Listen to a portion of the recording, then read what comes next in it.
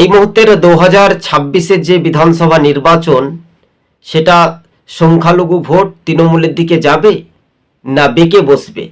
কিন্তু 294টি বিধানসভা আসন কোন কোন জেলা খুবই গুরুত্বপূর্ণ, তাই সমীক্ষাটি খুবই সংক্ষেপে আপনাদের সঙ্গে আমরা তুলে ধরেছি। কোন দল কয়টি করে আসন পাচ্ছে একেবারে খুবই ভালো করে মনোযোগ দিয়ে শুনে রাখবেন। তবে এবার চতুর্মুখী লড়াইয়ে তীরশঙ্কু হতে পারে, অর্থাৎ কংগ্রেস একটা ভালো ফলাফল করতে পারে মালদা, মুর্শিদাবাদ, উত্তর দিনাজপুর এবং অন্যান্য জেলা মেলে বেশ তারা কংগ্রেস একটা ভালো চমকে দেওয়ার মতো ফলাফল করতে পারে।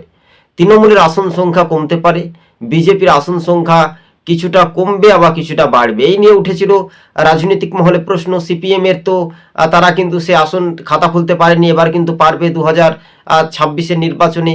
আইএসএফ যথেষ্ট পরিমাণে দুই জেলাতে সংগঠন মজবুত করছে এবং তারাও আসন পাবে। কিন্তু এই সমীক্ষা স্বাভাবিকভাবে 294টি আসনের মধ্যে ম্যাজিক ফিগার 148 কিন্তু কেউ পার করতে পারবে না। তীরশঙ্কু, বিরোধী রাজনৈতিক দলের সমর্থন না হলে তৃণমূলের সরকার গঠন করা চাপ হতে পারে, এমনটাই বলছে রাজনৈতিক মহল।